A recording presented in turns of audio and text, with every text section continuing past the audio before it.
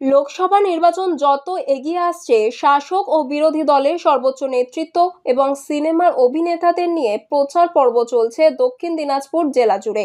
শনিবার সকালে দক্ষিণ দিনাজপুর জেলার সদর শহর বালুরঘাট লোকসভা কেন্দ্রের বিজেপির প্রার্থী তথা রাজ্য বিজেপির সভাপতি সুকান্ত মজুমদারের সমর্থনে জেলার মহকুমা শহর গঙ্গারামপুরে একটি রোড শো করলেন।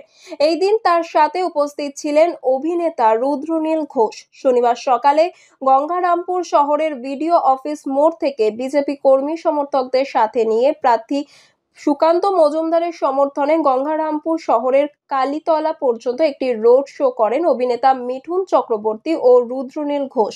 উপস্থিত ছিলেন প্রার্থী সুকান্ত মজুমদার, গঙ্গারামপুর বিধানসভার বিজেপির বিধায়ক সত্যেন্দ্রনাথ রায় সহ বিজেপির অন্যান্য নেতৃত্বরা। এই দিন প্রখর সূর্যের তাপ ও গরমের দাবদাহকে উপেক্ষা করে গঙ্গারামপুর শহরের রাস্তার দুই ধারে কাতারে কাতারে মানুষ ভিড় করে অভিনেতা মিঠুন চক্রবর্তীকে দেখার জন্য। প্রসঙ্গত, চলতি মাসের আগামী 26শে এপ্রিল দ্বিতীয় দফায় দক্ষিণ দিনাজপুর জেলায় লোকসভার নির্বাচন। তার আগে দক্ষিণ দিনাজপুর জেলায় দুই হেভিওয়েট নেতা, তৃণমূল প্রার্থী রাজ্য ক্রেতা সুরক্ষা দপ্তরের মন্ত্রী ও জেলার ভূমিপুত্র বিপ্লব মিত্র এবং রাজ্য বিজেপির সভাপতি সুকান্ত মজুমদার বালুরঘাট লোকসভা কেন্দ্রের প্রার্থী মনোনীত হয়েছেন।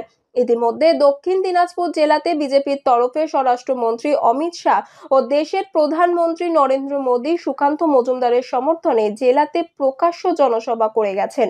পাশাপাশি তৃণমূল প্রার্থী বিপ্লব মিত্রের সমর্থনে ইতিমধ্যে মুখ্যমন্ত্রী তথা তৃণমূল সুপ্রিমো মমতা ব্যানার্জি, বাবুল সুপ্রিয় ও রাজ্যের শিক্ষামন্ত্রী ব্রাত্য বসু নির্বাচনী প্রচার ও জনসভা করে গেছেন। এই দুই হেভিওয়েট নেতা দক্ষিণ দিনাজপুর জেলাতে একে অপরকে 1 ইঞ্চি জমি ছাড়তে নারাজ।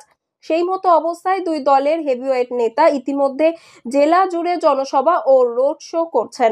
শনিবার সকালে দক্ষিণ দিনাজপুর জেলার মহকুমা শহর গঙ্গারামপুরে বিজেপির প্রার্থী সুকান্ত মজুমদারের সমর্থনে রোড শো করলেন অভিনেতা মিঠুন চক্রবর্তী।